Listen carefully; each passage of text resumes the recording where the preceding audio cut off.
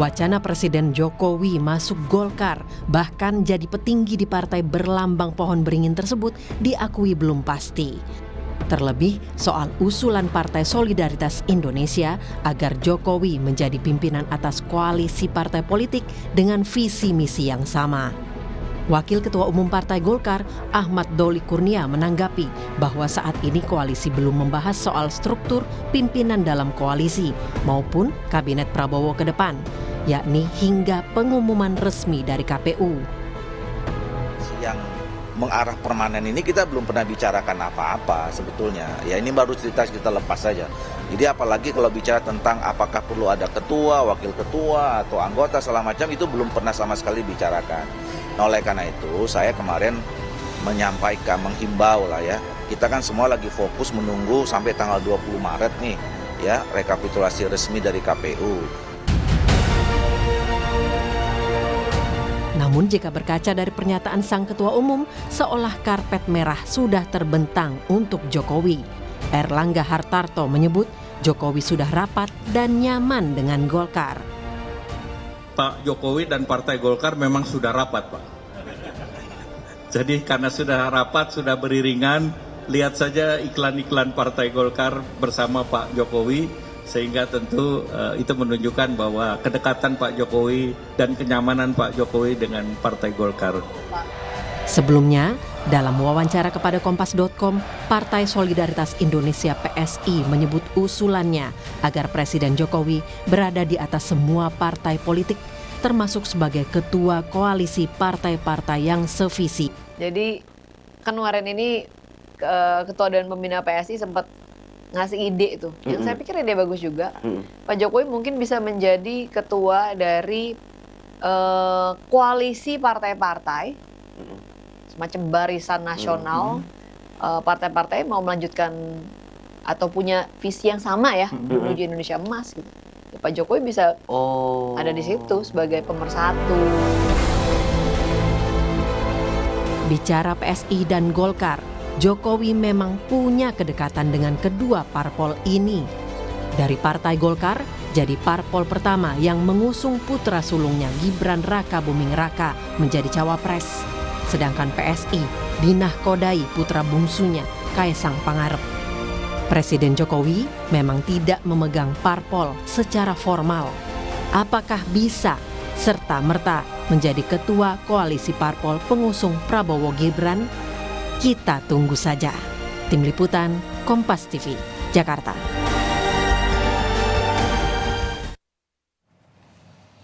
Jalan politik Presiden Joko Widodo rasanya belum berakhir pasca Pilpres dan selesai menjabat Presiden Republik Indonesia pada Oktober nanti. Usulan ketua koalisi partai politik besar hingga isu menjadi ketua umum Partai Golkar makin mencuat. Ada pula anggapan nama Jokowi ini terus dihadirkan di kancah politik nasional agar parpol-parpol bisa mendapatkan efek ekor jas untuk mendulang suara di pilkada serentak pada November mendatang. Lalu benarkah demikian? Apa dampaknya bagi perjalanan demokrasi dan politik nasional? Kami bahas pagi hari ini bersama Wakil Ketua Umum Partai Golkar Ahmad Doli Kurnia, ada juga politisi senior PDI Perjuangan Andreas Hugo Parera, politisi Partai Keadilan Sejahtera PKS Pipin Sopian, dan pengamat politik sekaligus Direktur Eksekutif LSI Jayadi Hanan. Selamat pagi Bapak-Bapak. Selamat pagi, Assalamualaikum. Waalaikumsalam warahmatullahi wabarakatuh. Pagi semuanya. Saya ke Bung Doli dulu. Ini melihat usulannya PSI, tadi Bung Doli juga sudah berkomentar di berita pengantar ya. Ini masih kabar-kabar selentingan di internal koalisi. Tapi Golkar sendiri bagaimana menanggapi usulan ini, Kang Doli? Usulan tentang soal Ketua koalisi itu tadi. Oke. Ya pertama begini, sebetulnya mungkin ya bisa jadi apa yang disampaikan oleh Grace itu karena respons ya, mendengar apa perbincangan lepas sebetulnya di pimpinan Koalisi Indonesia Maju bahwa sebaiknya untuk menghadapi agenda-agenda politik ke depan ya, termasuk 5 tahun ini kan membutuhkan suasana situasi yang favorable ya untuk melaksanakan program-program yang cukup banyak turunan dari visi yang disampaikan oleh Pak Prabowo dan Pak Gibran kemarin gitu. Nah, jadi dibutuhkan stabilitas politik. Nah, oleh karena itu, kalau memang bisa dirawat ya kerjasama politik yang selama ini sudah terjadi pada saat di Pilpres dengan bentuk namanya Koalisi Indonesia Maju, itu akan lebih bagus. Nah, apalagi dalam waktu dekat ini kan kita menghadapi pilkada ya, walaupun mungkin konfigurasi pemetaan kerjasama politik di Pilpres itu belum tentu bisa konkuren sama dengan di pilkada, karena ada faktor-faktor local wisdom dan segala macam seperti itu. Nah, mungkin itu dasar pemikirannya. Nah, kalau soal bentuknya seperti apa, sebetulnya belum pernah ada dibicarakan sama sekali, ya. Apakah itu menjadi organisasi formal, kemudian ada format ketuanya, wakil ketua yang segala macam itu, saya kira belum pernah. Makanya saya menyampaikan, ini kan kita semua sedang fokus nih kan, menunggu penghitungan resmi rekapitulasi pasangan oleh KPRI. Ya kalau misalnya mau bicara lebih konkret, lebih jauh tentang bangunan kerjasama permanen atau tidak, ya sebaiknya setelah kita tahu semua ini posisi kita masing. Apa Golkar dapat berapa kursi, ya kan? Kemudian di Koalisi Indonesia Maju berapa kursi? Kalaupun kemudian ada membangun kerjasama dengan di luar Koalisi Indonesia Maju berapa dan apa visi yang terbangun sama-sama. Jadi, nah itu yang pertama. Yang kedua sebenarnya kalau bicara tentang koalisi besar atau tadi disebutkan Barisan Nasional, ya, terus Pak Jokowi yang memimpin. Ini dalam rentang waktu kapan mau dibangun gitu ya. Kalau sekarang misalnya kalau dari sekarang sampai Oktober, tanggal 20 Oktober ya, pimpinan politik itu ya, pimpinan politik kalau tadi disebutkan misalnya ini untuk mengkonsolidasikan berbagai kekuatan politik gitu. Ya, pemimpin politik kita kan masih Pak Jokowi sampai saat ini. Dan itu tidak akan berubah. Tapi kalau setelah tanggal 20 Oktober, ya tentu situasinya mungkin akan berbeda karena kita sudah punya presiden yang baru nanti. Yang secara otomatis dalam sistem presidensial kita, ya presiden itu kepala pemerintahan, kepala negara, ya juga sebagai pemimpin politik. Gitu. Nah, makanya ini nanti yang saya kira harus di-clearkan ide dari teman-teman pres itu dikonkretkan, dibicarakan apa sebenarnya motif dan latar belakangnya kira-kira begitu. Saya sepakat harus di-clearkan karena kalau lazimnya begitu seorang pemimpin politik seperti yang Bung Doli bilang tadi, seorang presiden sekaligus pemimpin politik ya juga sebagai ketua koalisi seperti zamannya Pak SBY kan jadi ketua Setgap ya, partai-partai koalisi Pak SBY mengetuai karena pada saat itu Partai Demokrat memenangkan pemilu dan Pak SBY juga memenangkan Pilpres gitu. Nah, kalau sekarang situasinya berbeda jika nanti Pak Jokowi sudah tidak menjabat dan Pak Prabowo menjadi presiden, dilantik memang hasilnya nanti 20 Maret Pak Prabowo menjadi pemenang dan terpilih menjadi presiden, ini kan dikhawatirkan ada matahari kembar jadinya nanti kalau begitu. Saya ke Bung Andreas juga. Bung Andreas, ini apalagi menurut Anda fenomena Jokowi diusulkan PSI jadi pimpinan partai koalisi. Dan setahu saya juga Pak Jokowi sampai sekarang belum pernah mengembalikan KTA PDI Perjuangan. Bagaimana Anda melihat ini, Bung Andreas? Mohon maaf masih di mute, Bung Andreas.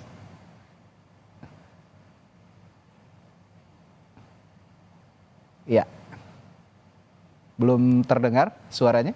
Oke. Baik, silakan. Sudah, oke, baik. Ya sebenarnya pertanyaan itu sudah dijawab oleh Bung Doli sendiri gitu. Juga Bung Radi sendiri di dalam komentarnya Anda jawab juga sendiri apa yang pertanyaan itu. Gitu. Karena kita semua udah tahu kan ini bahwa ke depan ya pemimpin politik formalnya maupun secara substansi itu juga akan berubah gitu. Siapapun yang menang di dalam kontestasi Pilpres ini pasti berubah. Dan Pak Jokowi secara substansi politik, secara formal itu tidak akan menjadi pemimpin politik lagi ke depan. Oleh karena itu memang ya saya nggak tahu. Saya bicara ini juga sebagai orang yang ikut mengamati perkembangan politik ini gitu. Dan orang yang masih punya sepertinya singgungan sedikit gitu karena ya tadi saya bilang PDIP belum dikembalikan loh KTA-nya oleh Pak Jokowi sepertinya.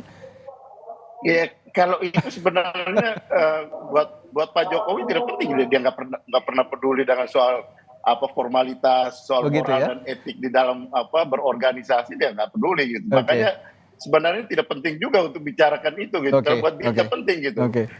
Kami berharap bahwa dia ya secara formal menyampaikan, karena memang secara substansi kan tidak sudah berada pada posisi yang lain gitu di dalam proses sebelum kampanye, pada masa kampanye dan sampai dengan hari ini gitu.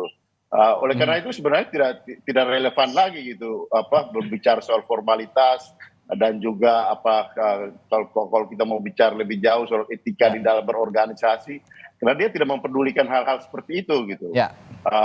Tapi ya kalau kembali pada soal soal itu tadi gitu, soal pemimpin koalisi yang diusulkan, kalau saya sih melihat ini ya ini bagian jilid berikut dari upaya cawe-cawe yang dilakukan supaya tetap bisa eksis dalam dunia politik. Iya.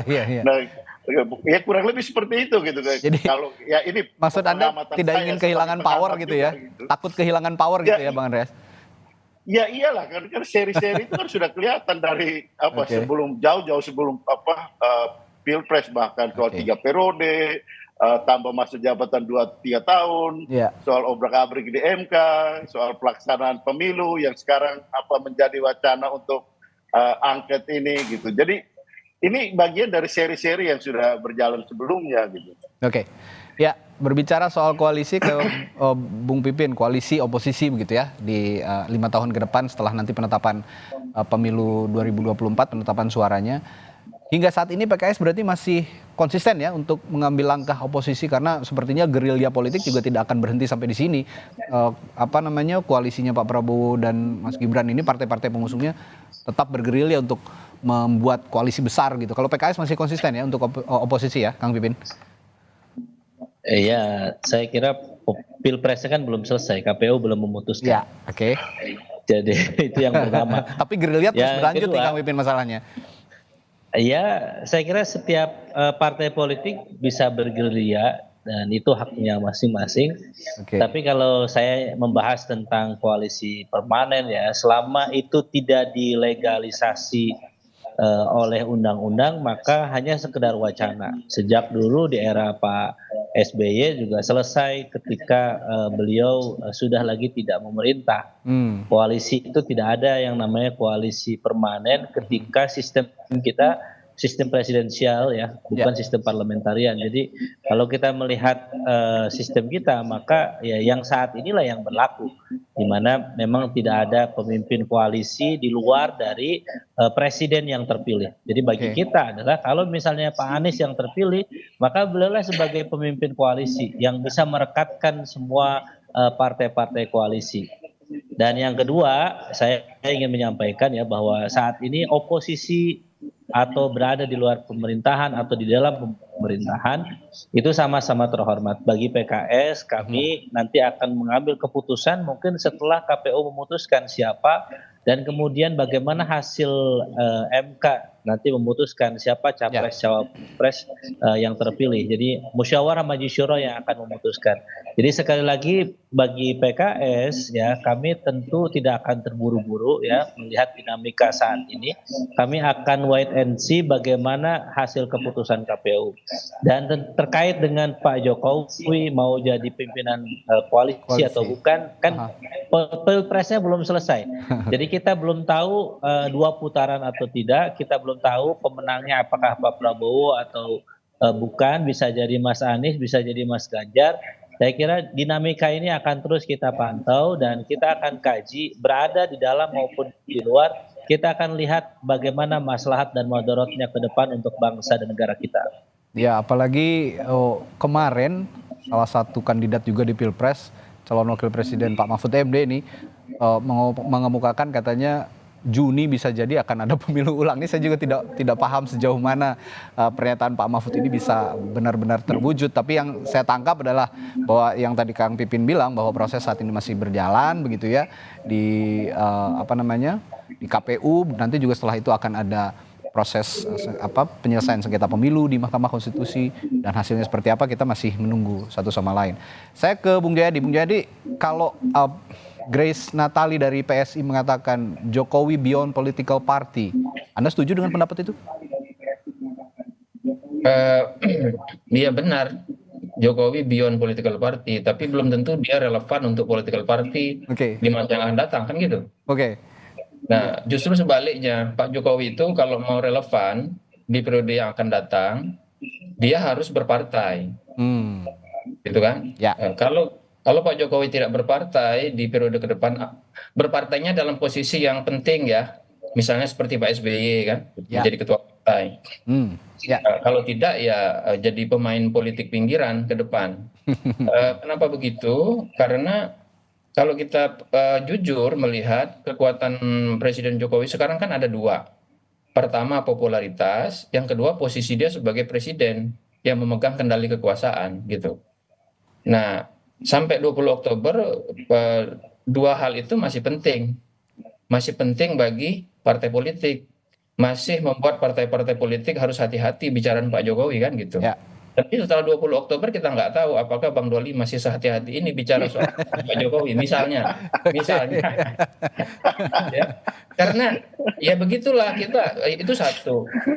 Yang kedua saya kira upaya untuk mengusulkan adanya, pertama saya setuju ya secara keilmuan dari sisi politik memang pemimpin koalisi dalam sistem presidensil itu ya presiden yang berkuasa.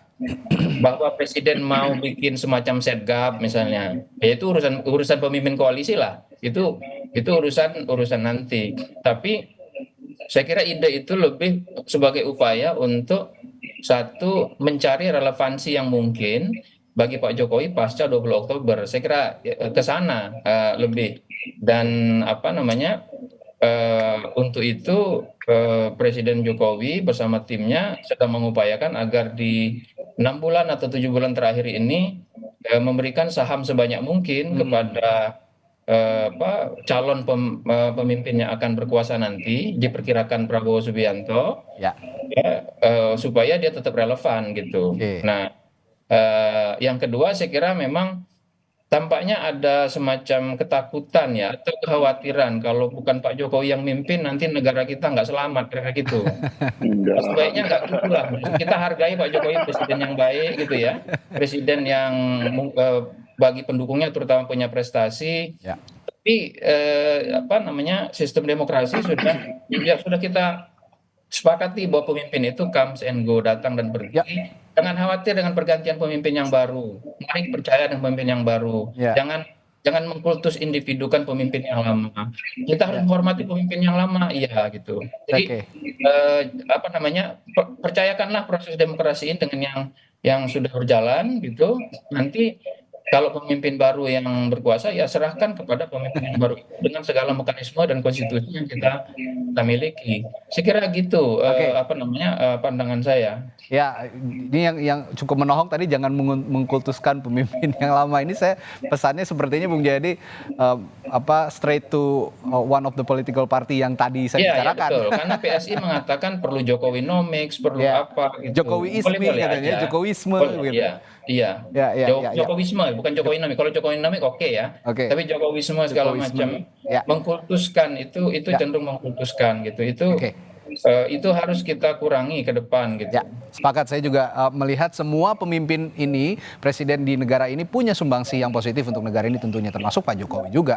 Tapi ya untuk mengkultuskan kita tidak boleh anti dengan pergantian pemimpin tentunya. Nah, saya balik ke Bung Doli. Bung Doli, kalau bicara tadi investasi politik yang sedang ditanamkan oleh Presiden Joko Widodo dengan partai-partai koalisinya termasuk Pak Prabowo Subianto dan Gibran Rakabuming, ya notabene anaknya sendiri begitu ya.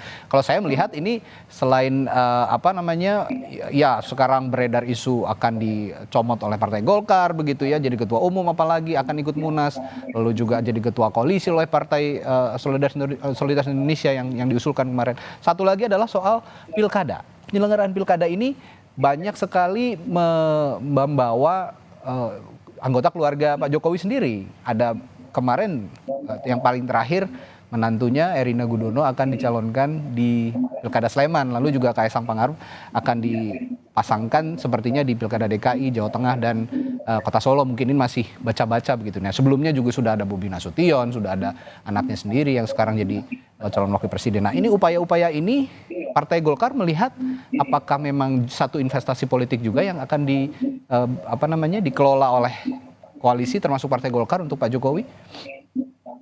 Iya, saya kira memang kita juga harus meluruskan ya situasi yang terjadi makin kesini ini kan seakan-akan apa ya, Pak Jokowi ini di pojok-pojokan ya. Kalau ada itu apa dan segala macam. Nah, sekarang ini dibenturkan dengan salah satunya Golkar gitu ya. Sebenarnya kita juga kan belum pernah mendengarkan langsung pernyataan resmi dari Pak Jokowi. Ya. Ini misalnya diusulkan oleh Grace ya. Apakah memang itu Pak Jokowi berkenan? Belum tentu juga, kan kira-kira begitu ya.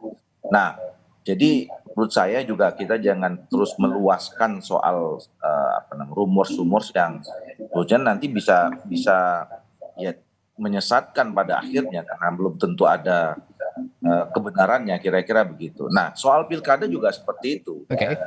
Dalam pilkada ini kan sebetulnya masing-masing partai politik juga punya mekanisme sendiri. Intinya adalah setiap event politik, ya, setiap kompetisi politik, pasti partai politik, semua partai politik ingin memenangkan event politik itu. Dan mereka menyusun strateginya masing-masing berdasarkan mekanisme yang ada di dalam internal yang kemudian menjadi kedaulatan otoritas partai politik. Walaupun ya di dalam kontestasi pilpres maupun pilkada sesuai dengan aturan dan peraturan perundangan, ya kalau nggak cukup sendirian itu bisa bergabung dengan partai politik yang lain. Nah, makanya saya kira kalau menghadapi pilkada itu kan ada dua sebetulnya. Ya. Pertama dilihat pada figurnya, ya, ketokohan dari orang yang mau kita calonkan. Apakah memang cukup punya elektabilitas, punya popularitas atau tidak.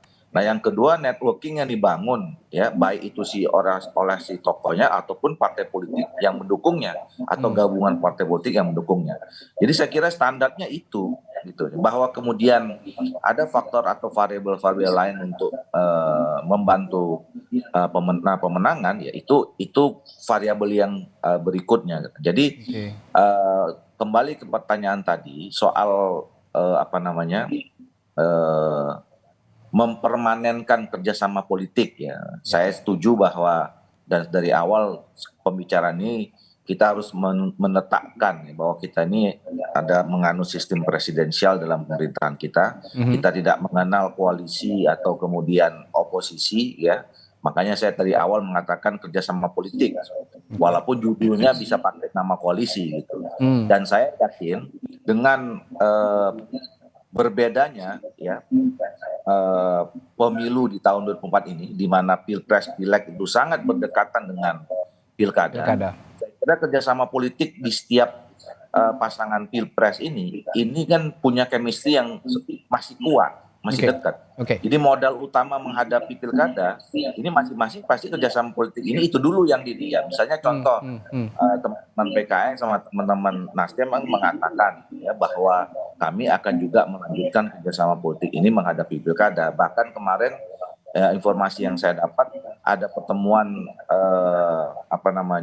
tiga partai politik ini syukuran fraksi yang ada di DKI. Nah, jadi itu menurut saya sesuatu yang biasa saja karena memang kerjasama politiknya baru terjadi dan bahkan belum selesai sekarang. Kita nunggu hasil rekapitulasi KPU. Nah, jadi itu menurut saya yang menjadi variabel penting menghadapi pilkada ke depannya. Ya, soal bagaimana kaderisasi partai politik dikaitkan dengan tadi tokoh-tokoh keluarganya Pak Jokowi, apakah ini juga tidak menjadi kemunduran demokrasi gitu, Bung Doli? Karena Partai Golkar saya yakin juga masih punya banyak kader-kader yang potensial untuk diusung di pilkada, tapi kalau memunculkan lagi nama keluarganya Pak Jokowi, apakah ini nanti tidak banyak dipertanyakan oleh publik juga? Iya, sejauh ini kalau Partai Golkar kami sudah melakukan proses ini 1,5 tahun. Ya. Kami sudah punya 1000-an nama sekarang yang kita inventarisasi dari seluruh 514 kabupaten dan kota dan kemudian 37 provinsi di luar Yogyakarta. Nah ini dan mulai minggu ini sekarang sudah kami godok gitu ya untuk dievaluasi, kemarin dikasih surat tugas dan seterusnya gitu. Nah itu adalah bagian dari proses kaderisasi yang kita lakukan juga di dalam Partai Golkar. Nah bahwa kemudian nanti muncul nama-nama yang biasa saja kan, kemudian di tengah jalan muncul nama yang populer, muncul nama yang punya elektabilitas tinggi. Apakah itu datang dari partai politik lain seperti yang saya katakan tadi bahwa mungkin di satu tempat Partai Golkar nggak cukup, ya kan? Nggak cukup untuk mencalonkan sendiri misalnya.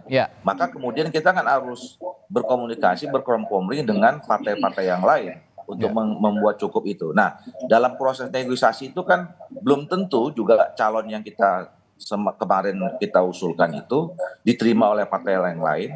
Ya mungkin di situ terjadi apa namanya perubahan-perubahan gitu. Nah, soal nama-nama misalnya tadi disebutkan ya keluarganya Pak Jokowi, ya, kita kan belum tahu nanti sejauh mana. Saya selalu membuat pendekatannya tadi, pendekatan ketokohan, elektabilitas, popularitas, gitu ya. Kemudian partai mana yang mendukung. Nah kalau memang pada akhirnya disurvei nanti, ya, nama-nama itu ternyata tingkat popularitasnya baik, tingkat elektabilitasnya bagus, gitu ya. Ya itu mungkin bisa jadi salah satu pertimbangan partai-partai politik untuk mengusungnya. Nah sementara ini kan setahu saya kemarin yang mengusulkan di Sleman itu kan Partai Gerindra. Gerindra menjadi bagian kami. Nah nanti pasti akan dibicarakan kalau memang betul serius Gerindra mencalonkan siapa Erina ya masalahnya. Erina itu ya pasti nanti akan sampai juga kepada kami pembicaraan di Kabupaten Sleman itu. Baik. Nah, gitu. Ini berarti pendekatannya juga kalau Golkar saintifik lah ya begitu kira-kira Bung Doli kalau dilihat dari survei elektabilitas dan popularitas. Ya, selama ini kami tidak meninggalkan pendekatan itu di dalam menghadapi event politik. Pilpres, pileg, apalagi pilkada kira-kira gitu. Tapi saya tertarik dengan pernyataan Bung Doli tadi soal jangan dulu kita ramai-ramai memojokkan Pak Jokowi karena sekarang juga semua belum terjadi dan Pak Jokowinya juga belum tentu mau begitu ya, dan keluarga Pak Jokowinya juga belum tentu menerima jika memang dipinang gitu untuk di pilkada. Pak Jokowi juga belum tentu menerima untuk menjadi ketua koalisi begitu. Ini sekarang menurut Bung Doli ramai-ramai publik sudah memojokkan. Tapi masalahnya yang diisukan dari beberapa tahun belakang terutama menjelang pemilu itu selalu terrealisasi begitu. Nah ini yang akan saya tanyakan ke Bung Andreas, apakah isu-isu ini juga nanti akan berujung pada kenyataannya bahwa akhirnya ini akan terjadi di kemudian hari? Tapi jangan dijawab dulu Bung Andreas, kita akan jeda dulu. Setelah jeda kami akan tanyakan hal itu di Sapa Indonesia Pagi. Tetaplah bersama kami. Kembali di Sapa Indonesia Pagi, tadi perbincangan kita mengarah kepada bagaimana langkah-langkah politik yang sudah diambil Pak Jokowi dan sekarang terrealisasi. Nah, ada lagi isu-isu tadi yang sudah dibahas juga Pak Jokowi akan menjadi ketua koalisi besar begitu ya dari partai-partai politik menyongsong pemerintahan yang baru. Lalu juga ada beberapa nama keluarga presiden yang digadang-gadang akan diusung dalam pilkada serentak nanti. Nah, ini bagaimana Bung Andreas melihatnya?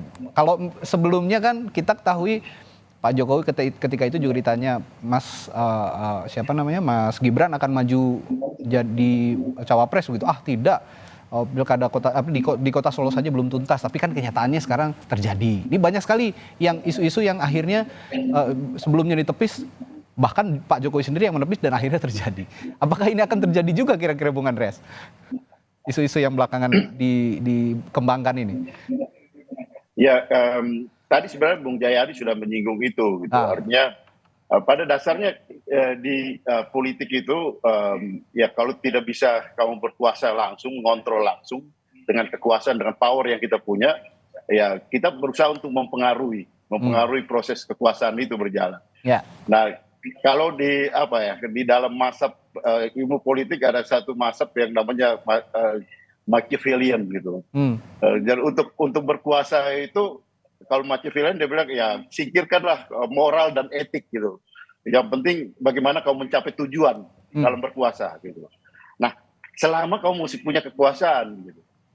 Selama kita masih mempunyai kekuasaan. Ya. Tapi ketika kita tidak berkuasa lagi, kekuasaan politik, power itu tidak ada lagi, situasinya akan berubah. Oke. Nah, ini juga akan terjadi gitu. Ya saya kira ya situasi sebelum Pilpres dan situasi setelah Pilpres ini akan berubah gitu. Oke. Ya, makanya saya katakan yang sebelumnya berkaitan dengan ya teman-teman di Golkar ini beberapa waktu yang lalu di dalam diskusi juga di ya Kompas TV juga gitu.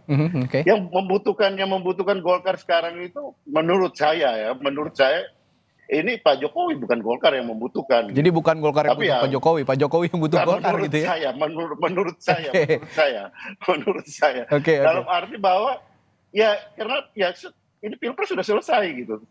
Pilpres artinya paling tidak proses pemilihan itu sudah berlangsung. Tinggal beberapa waktu ke depan lagi gitu. Dan secara substansi kekuasaan itu akan bergeser gitu. Jadi Anda mau bilang, hey Golkar jual mahal lah sedikit, begitu ya kira-kira Pak Andreas ya? Enggak, itu wilayahnya Okay. Golkar, itu wilayahnya Golkar, wilayah teman-teman Golkar. Artinya ya tentu mereka punya aturan main, mereka kan sudah dijelaskan juga gitu kan oleh teman-teman di Golkar bahwa ada aturan main. Pak JK sendiri sudah menyampaikan itu gitu kan. Jadi pasti itu akan berubah secara teoritisnya akan bergeser gitu. Apalagi nanti setelah Oktober nanti pasti perubahan itu akan terjadi gitu. Tadi kan Bung Jayadi juga sudah menyinggung itu. Nah, kalau misalnya kita tidak berkuasa lagi, kalau mau menginvestasi ya memberikan pengaruh ya di dalam kekuasaan. Kalau tidak bisa berkuasa secara langsung, memberikan pengaruh terhadap kekuasaan. Ya. Nah, menurut saya investasilah pada moral dan etik. Sehingga dengan demikian orang melihat, oh ini ini pemimpin yang berkuasa dan pernah berkuasa dan dia memberikan investasi politik yang baik. Kalau tidak, pasti situasi akan berubah, pasti akan bergeser. Sehingga nah, ini menurut saya, menurut saya dan dalam pengalaman perjalanan sejarah politik, raja yang baik dan kemudian dia tidak berkuasa lagi. Setelah dia tidak berkuasa kan orang masih mendengar gitu. Tapi kalau raja yang lalu, siapa yang mau mendengar dia? Jadi moral dan etik ini menjadi langkah yang paripurna untuk melepas kekuasaan dan jabatan, begitulah kira-kira ya, Bung Andreas. Tapi kalau melihat pilkada, tadi saya sudah menyinggung juga kepada Bung Doli soal pilkada. Saya tanyakan ke Anda di internal PDI Perjuangan. Strategi PDI Perjuangan menghadapi pilkada tanpa Pak Jokowi, bagaimana kira-kira? Dari dulu juga kita tidak mengandalkan Pak Jokowi. Gitu ya? Artinya partai itu punya mesin partai. Dan kalau kita bicara tadi seperti yang Bung Doli sampaikan, soal kerjasama antar partai itu sudah dari dulu gitu. Kita sering berkomunikasi dengan teman-teman di Golkar, teman-teman di partai yang lain juga, dengan teman-teman di PKS juga ada beberapa wilayah yang di mana bisa jadi ada kerjasama di bawah gitu. Kenapa? Karena peta politik nasional dengan peta politik di daerah itu tidak selalu linear gitu. Karena di daerah banyak daerah juga yang mempunyai isu dan kepentingan politik yang berbeda secara nasional. Tidak bisa kita paksakan. Kalau dipaksakan lo akan kalah. Karena peta politik itu tidak selalu linear. Sehingga kita harus meneropong peta politik lokal gitu. Bagaimana kondisi dan situasi di sana. Sehingga pendekatan juga tetap pendekatan saintifik untuk melihat semua partai. Saya kira kebanyakan partai sekarang melakukan itu gitu. Untuk kemudian dengan demikian kita bisa berkontestasi secara elegan untuk bisa memenangkan pilkada-pilkada tersebut. Dengan kata lain PDI Perjuangan ini nggak pansos sama Pak Jokowi gitu kira-kira ya Bung Andreas ya. Jadi nggak tergantung oleh Pak Jokowi. Kalau meskipun tidak ada Pak Jokowi, sejak dulu juga tetap masih ada bersama Pak Jokowi. Mesin partai bekerja sendiri gitu, nggak pansos gitu mesin partai ya kan lihat di pemilu sekarang juga kan. Baik, Bung Pipin. Bahkan mau dikurang-kurangin Mas Radhi. Mau dikurang-kurangin kan tetap aja sekarang ini masih paling tinggi. Baik. Bung Pipin, PKS saya melihat juga punya potensi yang besar untuk menghadapi pilkada. Saya kalau melihat skala nasional PKS masih 50-50 begitu ya untuk menjadi mempunyai kekuasaan secara nasional. Tapi untuk di pilkada, saya yakin kader-kader PKS ini militan dan banyak memenangkan sekali pilkada. Tapi dengan adanya beberapa partai politik yang masih dibilang katanya pansos dengan perannya Pak Jokowi dan juga belum lagi nanti mengusung familinya atau keluarganya Pak Jokowi, bagaimana PKS melihat hal itu dan bagaimana strateginya ke depan untuk menghadapi pilkada ini? Jadi kalau bagi kami ya, selain popularitas, elektabilitas, ketokohan, tapi kita harus melihat integritas dan kapasitas. Karena ini untuk keberlangsungan bagaimana manfaat masyarakat ke depan. Tentu yang diinginkan tidak hanya yang populer, tidak hanya yang punya ketokohan. Inilah tanggung jawab partai politik untuk melahirkan para pemimpin di level nasional, di level daerah yang memiliki kualitas, yang bisa memimpin daerahnya untuk lebih baik. Bagaimana nanti program-programnya memang memberikan kemaslahatan untuk kemajuan di masyarakat di daerah itu. Jadi bagi kami ini PR bagi kita ya. Kalau misalnya pilihannya ini karena garis keturunan ya, karena nepotisme, ini yang sebetulnya kita khawatirkan ke depan. Makanya bagi kami tentu di masing-masing daerah itu kita akan melihat dari sisi integritas, kapasitas, dan juga elektabilitas. Jadi dan itu akan terus kita pantau ya. Dan memang saya setuju dengan Bang Andreas, dengan Bang Doli bahwa chemistry di bawah ini tidak sama dengan yang di atas. Terkadang di atas misalnya koalisinya dengan siapa, di bawah bisa berkoalisi di antara oposisi dan pro koalisi misalnya. Jadi bagi kami inilah kita saling menghargai ya, yang kami sebut sebagai demokrasi proporsionalitas. Siapa yang mayoritas di situ, siapa yang punya integritas, kapasitas dan elektabilitas, maka kecenderungan partai-partai akan mendukung. Jadi pada hakikatnya elit partai politik di level nasional memang harus menghargai pilihan politik elit politik di tingkat daerah. Itulah yang selalu kami sampaikan bagi PKS, tidak ujuk-ujuk serta-merta calon itu datang ke pusat gitu untuk meminta dukungan dari pimpinan partai di level pusat, tetapi kami juga menghargai masukan, kami menghargai aspirasi dari elit politik, dari pimpinan partai di level daerah, dan juga para kader-kader di akar rumput. Jadi kalau bicara pemetaan, Kang Pipin, di PKS sendiri sudah punya peta politik tertentu. Sekarang kan sudah terlihat ya, sudah mulai terlihat begitu daerah-daerah potensial yang suara PKS ini maksimal, termasuk di DKI Jakarta. Saya lihat juga sepertinya jadi pemenang di pileg begitu ya. Nah, beberapa daerah mana saja yang kira-kira potensial untuk PKS mengusung di pilkada dengan maksimal gitu? Ya, saya kira pemilu ini memetakan kepada kita bahwa masing-masing partai punya basis sosialnya masing-masing, punya basis suaranya masing-masing. Misalnya PKS kuat di Jawa Barat, di DKI Jakarta, di Sumbar, kemudian di NTB, dan saat ini juga mulai di beberapa daerah Jawa Tengah, Jawa Timur juga sudah mulai muncul. Nah, bagi kami memang persiapan pilkada ini bukan setelah pileg, tetapi sebelum pileg juga sudah kami lakukan. Kami sudah mulai melihat melakukan fit and proper test, menyeleksi siapa tokoh-tokoh yang tadi punya integritas, kapasitas, dan elektabilitas itu. Jadi dan hasil pileg kami tentu akan melihat apa kontribusi kemarin para tokoh-tokoh itu ketika di pileg. Apakah memang ada dukungan secara khusus, misalnya support dan sebagainya terhadap proses yang kemarin, sehingga nanti investasinya jangka panjang. Nah, jadi saat ini yang kami lihat hasil pileg ini tentu menjadi bahan untuk nanti bagaimana koalisi. Ya, kami harus akui bahwa DKI, Jawa Barat, Sumbar ini menjadi lumbung suara kita, dan kemudian banyak kader-kader, tokoh-tokoh PKS yang berpotensi untuk dimajukan di basis sosial PKS. Iya, tadi Kang Pipin menyinggung popularitas, elektabilitas, lalu juga kapasitas. Tapi menurut saya yang penting juga isi tas.